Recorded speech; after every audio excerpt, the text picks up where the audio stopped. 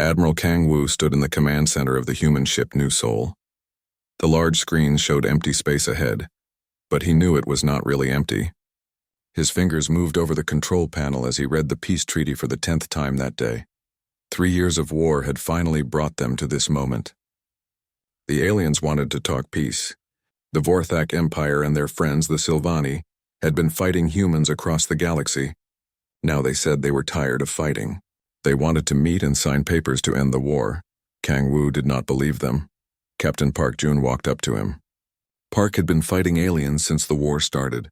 His face showed many scars from battle. "Admiral, the ship is ready, but I still think this is a bad idea." "I know," Kang Wu said, "but we have to go. If we don't, they will say humans don't want peace." Near them, Chief Intelligence Officer Lee Nara looked at her computer screen. She had been studying alien messages for months. Her job was to find out what the aliens were really planning. What she found made her worried.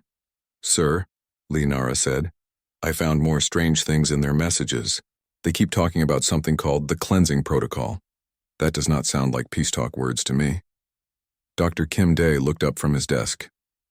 He was the expert on alien biology and culture. For months he had been trying to understand how aliens think. The Vorthak never make peace with enemies they think are weak. They only talk peace when they are planning something bigger. Military strategist Choi Min nodded. She had been watching alien ship movements near the meeting place. Their ships are moving in strange ways. Too many ships for a simple peace meeting, and they are hiding behind that big space station. The meeting place was called Kepler Station. It was supposed to be neutral ground where no one could fight. The aliens had built a special station just for these peace talks. They said it showed how serious they were about peace. But Kang Wu's team had found problems with that story. "Admiral," said Communications Officer Lim Hai, "we are getting messages from the alien fleet. They sound very friendly, too friendly." Kang Wu walked to the big window and looked out at space. In a few hours they would reach the meeting place. Ambassador Yu Jin was preparing her speech about peace. But everyone on the ship knew this was probably a trap. The war had started when aliens attacked human colonies. They said humans were too dangerous to live in space. They said humans would destroy the galaxy if they were allowed to spread to more planets. So they decided to destroy humanity first. But humans fought back harder than aliens expected. Earth's people were good at surviving. They learned fast. They adapted to new situations. Every time aliens thought they had beaten humans, humans found new ways to fight. Now the aliens wanted to meet and talk peace. The treaty they offered was very good for humans. Too good. It gave humans everything they wanted and asked for almost nothing in return. "When something seems too good to be true, it usually is," Park Jun said. Lee Nara brought new information to the Admiral. "Sir, I decoded more alien messages. They are planning something called Final Solution during the peace ceremony. And there are references to cleansing protocol activation at the exact time of the signing." Dr. Kim Dae had been studying alien psychology. He understood how different alien species think and act. The Vorthak believe in honor through battle. The Silvani think as a group mind. Neither species would offer real peace unless they had already won. This meeting is not about peace. It is about ending the war in one big attack. Choi Min showed them her tactical analysis. "I count over 300 alien ships hiding near the station. That is not a peace escort. That is an invasion fleet." The humans had prepared for this possibility. Admiral Kang Wu had not brought just one ship to the peace talks. He had brought a small fleet. But more importantly, he had prepared something the aliens would not expect. "All ships, this is Admiral Kang Wu," he said into his communicator. "We are approaching the meeting point. Remember, we are here for peace talks. Act normal. Let them think their plan is working." Captain Seo Hwan of the destroyer Pusan responded. "Understood, Admiral. We are ready for whatever comes." The human ships moved toward Kepler Station. The station was huge, bigger than any human city. It floated in space like a metal moon. Around it, space seemed empty. But the humans knew alien ships were hiding there, waiting. On the New Seoul, Ambassador Yu Jin checked her formal clothes one more time. She would be the one to sign the peace treaty. She had to look calm and hopeful about peace even though everyone knew it was a trap. "Ambassador," Kang Wu said to her, "remember, you are not just a diplomat today. You are also a soldier." Yu Jin smiled. Under her pretty diplomatic dress, she wore advanced combat armor. In her briefcase with the peace papers, She had hidden weapons. Every human going to the station was ready for battle. Dr. Hong Su, who was pretending to be a cultural expert, had special equipment hidden in his clothes. His job was to plant listening devices around the station. He would also send signals to the rest of the human fleet when the fighting started. Commander Jiang Su led the security team. They all looked like normal diplomatic guards, but each one was actually a special forces soldier. They had trained for months for this exact situation. As the human ships got closer to the station, alien ships began to appear on their screens. The aliens were no longer hiding all their ships. Hundreds of vessels surrounded the station. Ships from many different alien species were there. "That is a lot of ships for a peace meeting," Park Jun said. "Yes," Kang Wu replied, "but not enough for what they are really trying to do." The humans had their own surprise waiting. While the aliens watched these human ships approach the station, the real human fleet was hiding in hyperspace. Over 2,000 human ships were waiting for the signal to attack. The aliens thought they were clever.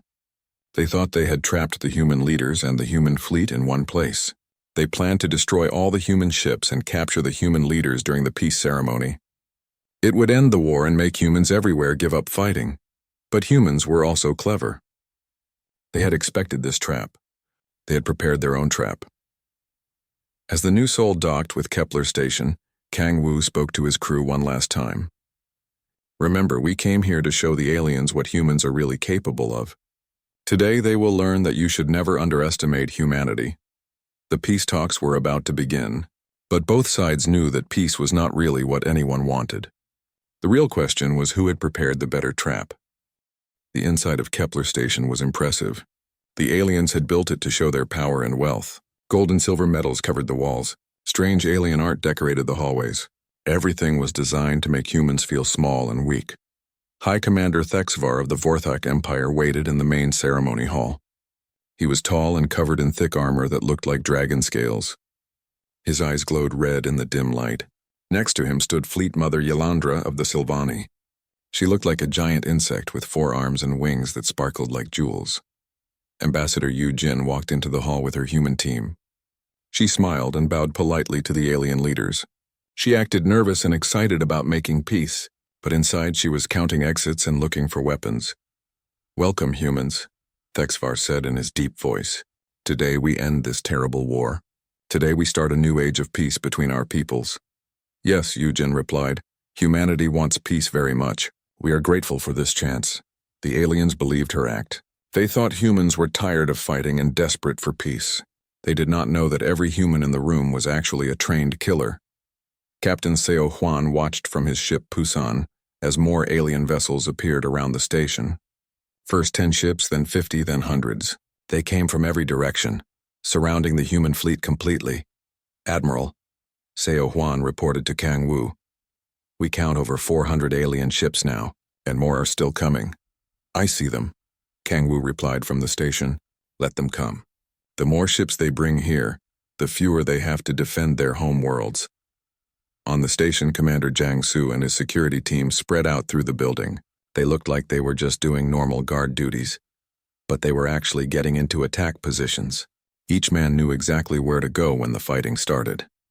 Intelligence Officer Bei Young moved through the station like a tourist. She took pictures of alien art and asked questions about alien culture, but she was really planting listening devices and mapping the station's layout. Every piece of information would help when the battle began. In the ceremony hall, Dr. Hong Su pretended to study alien customs. He had a small device that looked like a camera, but it was really scanning the station's computer systems. He was looking for the aliens' battle plans. What he found made him excited and worried at the same time. The aliens planned to start their attack during the treaty signing ceremony. At the exact moment when Yu Jin put her name on the peace papers, alien ships would begin shooting at the human fleet. At the same time, alien soldiers would capture all the humans on the station. The plan was simple and brutal. Destroy the human fleet, capture the human leaders, and broadcast their execution across the galaxy. It would break human morale and end the war in one day. But Dr. Hong Su also found something else in the alien computers. The aliens had been planning this for months. They had studied human tactics and prepared counters for every human strategy they knew about. Unfortunately for the aliens, They did not know about humanity's newest strategies. The ceremony will begin soon, Fleet Mother Ylandra announced. Please all humans come to the center of the hall. As the humans moved forward, alien soldiers quietly surrounded them. The aliens tried to look casual, but there were now 10 alien warriors for every human in the room. The trap was almost ready to spring. Yujin sat at the big table where the treaty waited to be signed. The papers looked official and important. They promised peace between humans and aliens. They promised to end all fighting. They promised humanity a place in the galactic community. They were all lies. Thexvar picked up a ceremonial knife. It was decorated with jewels and alien writing. According to alien custom, he would raise the knife to signal the beginning of the peace ceremony. But Bei Young had learned from her listening devices that raising the knife was actually the signal to begin the massacre. Before we sign, Thexvar said, let me say how happy we are to end this war. Humans have fought bravely, but now it is time for peace. Yes, Yujin agreed. Humans are ready for peace. Around the station, alien ship commanders waited for the signal. Weapon systems were charged and ready.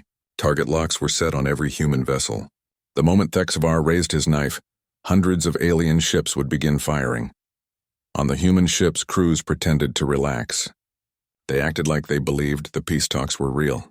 But every human was actually at battle stations, waiting for their own signal. Captain Seo Huan looked at his weapon controls. All systems ready, he reported quietly. Good, came Kang Wu's voice from the station. Remember, we get only one chance to surprise them. Dr. Hongsu checked his special device one more time. It was connected to a transmitter that would send a message to the human fleet hiding in hyperspace. When he activated it, 2,000 human ships would appear instantly in this sector. The aliens had no idea those ships existed. Commander Jiang Su felt the weight of his hidden weapons. Under his formal uniform, he wore combat armor and carried enough firepower to fight an army. Every human on the station was similarly equipped. The aliens thought they were capturing helpless diplomats.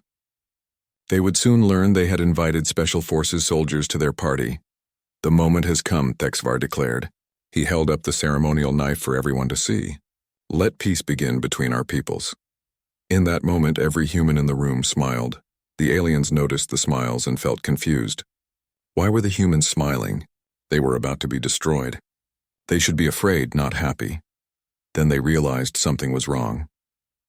Dr. Hongsu pressed a button on his device. A single pulse of energy shot out from the station, racing through space faster than light. It was a message to the human fleet. The trap is sprung. Begin the real plan. Across the sector, space began to ripple and tear. Holes in reality opened up as ships emerged from hyperspace. First 10 ships, then 100, then 1,000. The real human fleet had arrived. But these were not the same ships the aliens had studied. These were bigger, newer, and armed with weapons the aliens had never seen before. Admiral Kang Wu spoke into his communicator for all humans to hear. This is Admiral Kang Wu. The aliens think they have trapped us. They are wrong. We have trapped them. All units execute Protocol Hammer. Thexvar stared in shock as his sensors showed him the new human fleet. Impossible, he said. Where did these ships come from? Yujin stood up from the treaty table. As she moved, her diplomatic dress transformed into combat armor. Did you really think, she said, that a species smart enough to survive Earth would fall for something this obvious? Around the ceremony hall, every human threw off their disguises. Formal clothes became battle gear. Briefcases became weapons. Cultural attachés became commandos.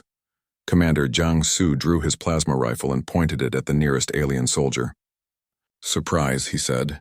The aliens realized they had made a terrible mistake. They had not trapped humanity's leaders. They had invited humanity's best fighters to their most important military station. Outside, the battle was beginning. Human ships that had seemed helpless and outnumbered were revealing hidden weapons and advanced technology. The alien ambush fleet found themselves facing enemies they were not prepared to fight. But the real shock was still coming. The aliens were about to learn what humans were truly capable of when they stopped holding back. The battle exploded in all directions at once. On the station, Commander Jiang Su and his team moved like a machine built for war. Their formal clothes had changed into advanced armor that could stop alien weapons. What looked like briefcases opened to reveal rifles that shot pure energy. The alien soldiers were confused and scared. They expected to capture weak diplomats. Instead, they faced human special forces who had trained for exactly this situation. Jiang Su fired his weapon at 3 Vorthak warriors. The energy blast went through their armor like it was paper. "Remember," he called to his team, "we practiced this 100 times. Every alien species has weak spots. Use what we learned." On the human ships outside, Captain Park Jun commanded the dreadnought Incheon as it led the first attack wave. The massive ship's weapons had been hidden until now. Secret panels opened to show guns bigger than anything the aliens had ever seen. "Target the Vorthak command ship," Park Jun ordered. "Show them what human engineering can do." The Incheon's main gun fired. The blast was so bright it lit up the entire battle zone. The Vorthak ship, which had thick armor and energy shields, simply disappeared. One shot, one kill. All around the battle zone, human ships revealed their true power. Ships that looked small and weak opened hidden weapon bays. Energy beams and missile swarms poured out toward the alien fleet. Chief Engineer Oh Hyun had spent months building these new weapons. She knew exactly how alien shields worked and how alien armor was made. Every weapon was designed to destroy a specific type of alien ship. "Plasma torpedoes for Vorthak cruisers," she reported over the radio. "Neural disruptors for Sylvani hive ships. Gravity mines for the fast Keith Nari raiders. Every enemy gets the weapon that works best against them." The aliens had studied human military history, but they studied the wrong parts. They looked at human wars from hundreds of years ago. They thought humans would fight like ancient Earth armies, standing in lines and shooting at each other. They were wrong. Lieutenant Nam Jin flew his fighter, Soul Ghost, through the chaos of battle. His small ship moved between giant alien vessels like a fish swimming through rocks. Behind him, his squadron followed in perfect formation. But they were not fighting like any air force the aliens had studied. Instead, they used the alien ships themselves as weapons. "Blue Squadron, follow me," Nam Jin called. "We're going to use the Sylvani mothership as a shield while we attack their escorts." The human fighters flew close to the huge alien ship, using its bulk to protect them from other enemy vessels. Then they attacked the smaller ships that were trying to protect the mothership. It was a tactic that used the enemy's size against them. Inside the station, Ambassador Yu Jin found herself face-to-face with High Commander Thexvar. The alien leader was twice her size and covered in natural armor. His claws could cut through metal, but Yu Jin was not afraid. She had not been chosen as ambassador because she was good at talking. She had been chosen because she was one of humanity's best fighters who could also speak alien languages. "You lied to us," Thexvar growled. "You came here to start a war, not make peace." "No," Yu Jin replied, pulling out a weapon that looked like a simple pen. "We came here to finish a war that you started. There is a difference." The pen changed into a sword made of pure energy. Thexvar attacked with his claws, but the human weapon cut through his armor like it was not there. All over the station, similar fights were happening. Dr. Hong Su, who had pretended to be a cultural expert, was actually a combat engineer. He used alien technology against them, turning their own defense systems into weapons that attacked alien soldiers. Intelligence Officer Bei Young moved through the station like a ghost. She had studied the layout for weeks and knew every corridor and room. Now she used that knowledge to appear where aliens did not expect her and disappear before they could fight back. The aliens began to panic. This was not how wars were supposed to work. They had more ships, more soldiers, and more weapons. But somehow the humans were winning. The problem was that aliens had never fought anyone like humans before. Every other species in the galaxy fought wars the same way. They used their natural abilities and cultural strengths. The Vorthak relied on honor and direct combat. The Sylvani used group tactics and overwhelming numbers. The Kethanari depended on speed and hit-and-run attacks. Humans used everything. Captain Seo Huan demonstrated this as his destroyer. Pusan rammed directly into a Sylvani cruiser. Ramming attacks had not been used in space combat for thousands of years. But Seo Huan had studied ancient Earth naval battles and decided that old tactics could work in new situations. The Sylvani ship was designed to fight enemies at long range. They had no defense against a ship that simply crashed into them at full speed. The Pusan's reinforced hull smashed through their side, and human Marines poured into the breach. Colonel Ryu Da led those Marines as they fought inside the alien ship. But they did not fight like Space Marines usually fought. Instead, they used guerrilla warfare tactics from Earth's jungles and cities. Split up, Ryuda ordered. Use their own corridors against them. Make them afraid to turn corners. The Marines disappeared into the alien ship's passages. They knew that Silvani worked as a hive mind, sharing thoughts and information instantly. So the humans made sure to attack from so many directions that the hive mind could not process all the information. It was psychological warfare combined with military tactics, something the aliens had never experienced. Strategic Coordinator Lee Nara watched the battle from the human command center. Her job was to see the big picture and make sure all human forces worked together. What she saw amazed even her.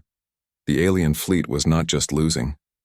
It was falling apart. Ships were surrendering or trying to run away. The trap they had set for humanity had become their own destruction. But more importantly, the battle was sending a message to the entire galaxy. All alien commanders, Lee Nara broadcast on every communication channel. This is Strategic Coordinator Lee Nara of the human fleet. You tried to trap us because you thought we were just another violent species. You were wrong. We are not just violent. We are adaptable. We learn from every fight. We turn every weakness into a strength. And we never, ever give up. Across the battle zone, alien ships stopped fighting and listened to her words. This war started because you were afraid of what humans might become, Lee Nara continued. Today you learned what we already are. We are the species that survived ice ages, plagues, and world wars on a planet that tried to kill us every day. Did you really think you could scare us with a simple ambush? Pilot Kang Min led the final assault on the alien command station. His bomber Busan Thunder carried the most powerful weapon in the human fleet, but instead of using it to destroy the station, he used it to send a different kind of message. The weapon created a hologram that appeared throughout the battle zone. It showed the image of Earth from space, a blue and green world that looked peaceful and beautiful. This is our home, Kang Min broadcast. This is what we fight for. We did not come to your worlds looking for war, but when you brought war to us, you discovered what humans become when their families are threatened. The hologram changed to show images of human colonies that the aliens had destroyed. Then it showed images of human families working together to rebuild. We are not conquerors, Kang Min said. We are survivors. And we have decided that we will survive no matter what you do to try to stop us. As the last alien ships in the battle zone surrendered or fled, Admiral Kang Wu stood in the ceremony hall of the station. Around him lay the wreckage of the alien ambush plan. Send a message to all alien governments, he ordered. Tell them the war is over. Tell them humanity won, and tell them that next time, maybe they should try talking to us before they try to kill us. The Battle of Kepler Station was over, but its effects would change the galaxy forever. The alien fleet was in full retreat, but Admiral Kang Wu was not finished. This battle was about more than just winning a fight. It was about teaching the galaxy a lesson that would prevent future wars. All human ships maintain pursuit, he ordered. Do not let them regroup. Show them that running away will not save them. Dr. Kim Dae had spent years studying how alien minds worked. Each species thought in different ways, but they all had one thing in common. They believed other species would act like they did.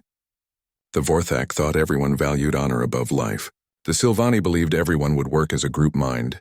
The Kathnari assumed everyone would fight as individuals seeking glory. None of them understood humans. Admiral, Dr. Kim Dae reported, the aliens are sending surrender messages on all frequencies. But they are not surrendering because they are beaten. They are surrendering because they are confused.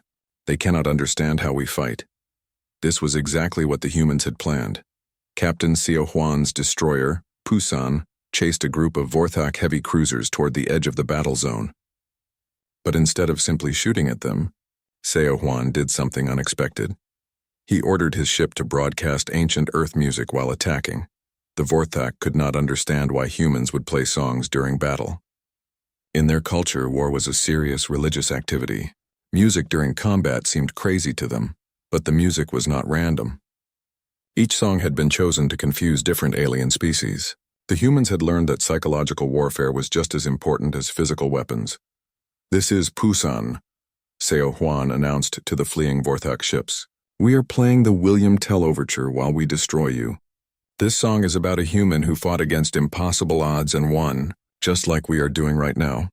The Vorthak ships tried to fight back, but they were too confused to coordinate properly. How could they plan tactics against enemies who seemed insane? Colonel Ryu Da's Marines had taken control of the Silvani hive ship. But instead of simply capturing it, They turned it into a demonstration of human adaptability. The Silvani ship's computer systems were designed to work with a hive mind. Individual thoughts were supposed to merge into group decisions, but Ryuda's Marines had learned to use the system differently. "Listen up," Ryuda told his troops. "Each team takes control of one section of the hive network, but instead of thinking as a group, we are going to think as individuals and confuse their system." 12 Marine teams connected to the alien hive network, but instead of sharing similar thoughts, each team started thinking about completely different things. One team thought about baseball games from Earth. Another team thought about cooking recipes. A third team thought about ancient Earth poetry. The alien computer system tried to process all these different thoughts at once. It was designed to handle similar ideas from similar minds. When faced with 12 different human minds thinking about 12 different subjects, the system crashed. The Silvani who were still connected to the network became confused and helpless. Their advantage of group thinking had become a weakness when humans used it against them.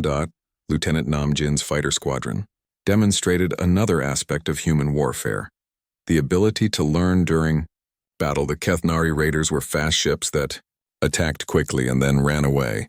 They had been successful against every other species because they could hit enemies before those enemies could respond. But humans responded differently than anyone expected. "Squadron, new tactic," Namjin announced. "Stop trying to chase them.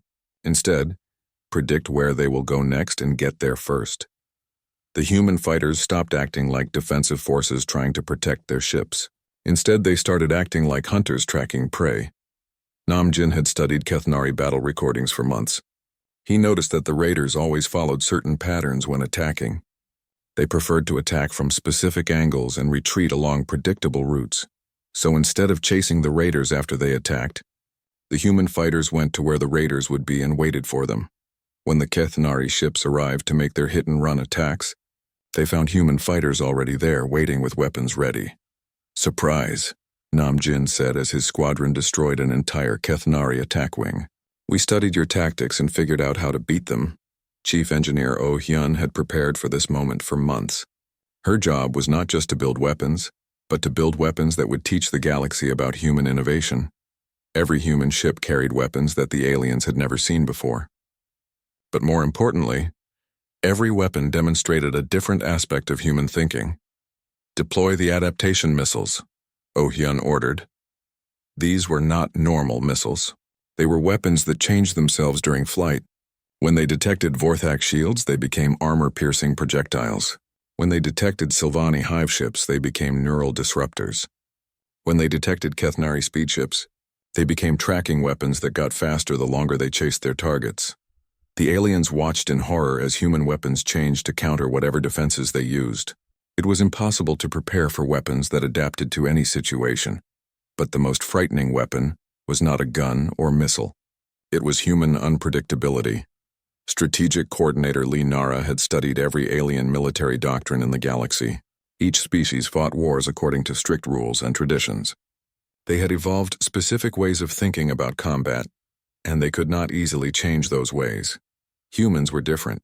Humans had no single way of fighting because humans had never stopped learning new ways to survive. All units, Lee Nara broadcast, implement random tactical switching.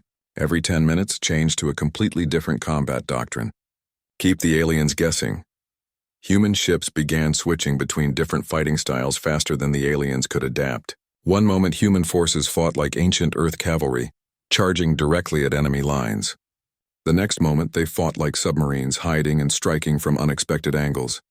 Then they switched to Air Force tactics, dominating the battlefield from above. Then they used Army tactics, holding ground and gradually advancing. Then they used Navy tactics, controlling space like admirals controlling oceans. The aliens had studied human military history, but they had made a crucial mistake. They thought humans would choose one fighting style and stick to it, like every other species did. Instead, humans used every fighting style they had ever developed, switching between them so fast that aliens could not predict what would happen next. Ambassador Yu Jin had captured High Commander Thexavar alive, but instead of simply holding him prisoner, she used him to send a message to the entire Vorthak Empire. "Commander," she said, "your people believe in honor through combat. You think strength is the most important thing in the universe. But you made a mistake. Thexvar glared at her with hatred. What mistake, human? You confuse strength with violence, Yujin replied. Humans are not strong because we are violent. We are strong because we survive. Violence is just one tool we use when we have to.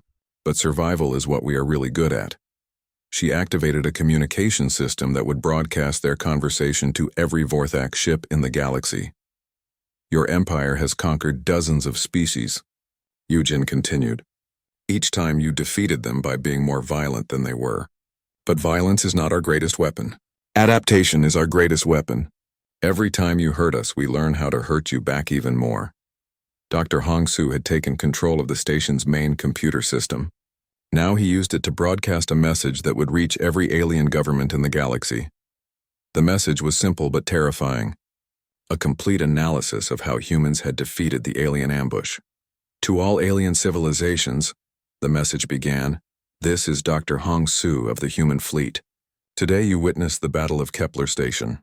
You saw a small human force destroy a much larger alien fleet. You want to know how we did it? The answer is simple. We are better at learning than you are." The message included detailed recordings of the battle. It showed how humans had adapted ancient Earth tactics to space combat. It showed how humans had turned alien advantages into weaknesses. It showed how humans had prepared for every possible situation. But most importantly, it showed that humans were not just lucky. They had won because they understood their enemies better than their enemies understood them. This battle ends the current war, the message continued. But it also prevents future wars. Now you know what happens when you fight humans. We do not just fight back. We learn from every attack. We adapt to every situation. We turn every defeat into a lesson that makes us stronger. As the last alien ships fled the battle zone, pilot Kang Min flew his bomber, Busan Thunder, through the wreckage of the alien fleet. His job was to make sure no alien technology was left behind that could be studied and used against humans later. But he also had another mission to collect samples of alien technology that humans could study and adapt for their own use. "This is Kang Min reporting," he said. "I have recovered alien shield generators, weapon systems, and computer cores. Our engineers can learn from these and build even better equipment." That was the final lesson of the Battle of Kepler Station. Humans did not just defeat their enemies. They learned from their enemies. Every battle made humanity stronger and more dangerous. 6 hours after the battle began, space around Kepler Station was quiet again. The alien ambush fleet was destroyed or scattered. Wreckage from hundreds of alien ships floated in the darkness. The station itself was under human control. Admiral Kang Wu stood in the same ceremony hall where the fake peace treaty was supposed to be signed. But now everything was different. The alien leaders who had planned humanity's destruction were gone.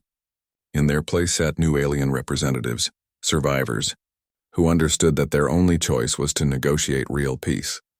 The new alien delegation looked very different from the proud commanders who had welcomed the humans earlier. These aliens were frightened and desperate. They had seen what humans could do when they stopped holding back. Ambassador Yu Jin took her seat at the treaty table again. But she was no longer pretending to be a nervous diplomat hoping for peace. Now she was a conqueror dictating terms to defeated enemies. "Let me explain the new situation," Yu Jin said to the alien representatives. "Your government sent fleets to destroy us. Those fleets are gone. Your military leaders planned our genocide. Those leaders are dead or captured. Now you want to make peace. But this time, we make the rules." The Vorthak representative, a young commander named Kekstar who had taken over after Thexvar's capture, tried to maintain some dignity. "The Vorthak Empire has never surrendered to inferior species," Captain Park Jun laughed. "Inferior? We just destroyed your entire ambush fleet with a force half your size. What does that make you?" The truth was painful but obvious. The aliens had been completely outmatched, not just in weapons or tactics but in thinking and planning. Humans had predicted the alien trap, prepared counters for it, and turned it into their own victory. Dr. Hong Su presented the evidence that human forces had gathered during the battle. The data showed that the alien coalition had been planning not just military defeat for humanity, but complete extermination. "Your governments did not want to conquer us," Dr. Hong Su explained. "You wanted to kill every human in the galaxy. Men, women, children, everyone. This was not war. This was attempted genocide. The alien representatives shifted uncomfortably. They could not deny the evidence. Their own communication records proved their government's intentions. However, Yu Jin continued, humans are not like you. We do not believe in genocide. We believe in justice and survival. So here are our terms for peace. The terms were harsh but fair. The alien governments would acknowledge that they had started the war through unprovoked attacks on human colonies. They would pay reparations to human families who had lost homes and loved ones. They would return all human prisoners and provide information about human colonies that had been attacked.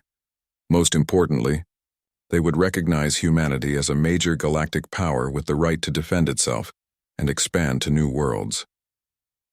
Captain Seo Huan had arrived from his ship to participate in the negotiations. His destroyer, Pusan, had captured several alien vessels during the battle, along with their crews and computer records. We found something interesting in the alien records, Seo Huan reported. This ambush was not just about destroying our fleet. It was about sending a message to every species in the galaxy that humans were weak and could be easily defeated. Yes, agreed Colonel Ryuda. They wanted to make an example of us. Instead, we made an example of them. The psychological effect of the Battle of Kepler Station was already spreading across the galaxy. Reports of humanity's victory were being broadcast on every alien news network. The species that had seemed like primitive newcomers to galactic civilization had defeated a coalition of the galaxy's most powerful military forces. Strategic Coordinator Lee Nara had been monitoring alien communications throughout the galaxy. What she found was both encouraging and amusing. Admiral, she reported, we are receiving peace offers from 17 different alien governments. Species that were allied with the Vorthak and Sylvani are now asking to negotiate separate treaties with humanity. This was exactly what the humans had hoped for. By demonstrating their military capabilities so dramatically, they had changed the entire balance of power in the galaxy. Chief Engineer Oh Hyun had spent the hours after the battle analyzing captured alien technology. Her findings would revolutionize human science and engineering for decades to come. Sir, she reported to Admiral Kang Wu, the alien weapons and shields are actually less advanced than ours in most ways. But they have some interesting ideas that we can improve on. Give us 6 months and human technology will be even more superior to alien technology. This was another advantage humans had over other species. Aliens tended to develop technology slowly and carefully, following traditional methods that had worked for thousands of years. Humans developed technology quickly and aggressively, always looking for better ways to do things. Dr. Kim Dae had been studying the psychological profiles of the surviving alien leaders. His analysis would help humanity deal with alien civilizations for generations to come. The aliens made a fundamental error in understanding human nature, he explained. They saw our aggression and assumed we were just another violent species. They did not understand that human aggression is actually defensive. We fight hard because we are protecting something precious to us, our families, our homes, our future. Lieutenant Nam Jin had returned from chasing the last fleeing alien ships. His squadron had followed them to the edge of the star system to make sure they did not regroup and attempt another attack. All enemy forces have left the sector, he reported, but we tracked their hyperspace jumps. We know exactly where they went. If they try to come back, we will be ready. The new treaty was much simpler than the fake one the aliens had prepared. It had 3 basic points. The war was over, humanity had won, and anyone who attacked humans in the future would face the same destruction that had befallen the Kepler Station ambush fleet. Commander Jiangsu had secured the station and established it as a human military base. The facility that was built to trap humanity would now serve as humanity's first major stronghold outside Earth's solar system. The station's strategic location makes it perfect for monitoring alien ship movements throughout this sector, he reported. We can use it to make sure no one tries to organize another attack on human colonies. Intelligence Officer Bei Young had finished downloading all the information from the station's computers. The data included military plans, ship locations, and political communications from dozens of alien governments. Admiral, she said, we now know more about alien military capabilities than they know about ours. This intelligence advantage will help us prevent future conflicts. As the negotiations continued, more alien ships arrived in the sector. But these were not warships, they were diplomatic vessels carrying ambassadors from alien species that wanted to make peace with humanity before humans decided to attack them. The galaxy's political structure was changing rapidly. Species that had been enemies of humanity were now competing to become humanity's allies. The Battle of Kepler Station had not just ended one war. It had prevented dozens of future wars. Pilot Kang Min had completed his salvage operations and returned to the human fleet. His bomber, Busan Thunder, carried samples of alien technology that would be studied by human scientists for years to come. "Mission accomplished," he reported. "We have recovered enough alien technology to improve our own ships and weapons. The next time we fight aliens, we will be even more prepared." Ambassador Yu Jin finally signed the real peace treaty, but unlike the fake ceremony that morning, this signing was witnessed by representatives from across the galaxy. Everyone would know that humanity had dictated the terms, not accepted them.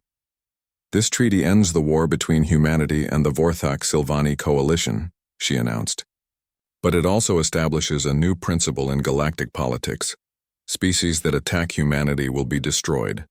Species that respect humanity will be welcomed as friends and allies."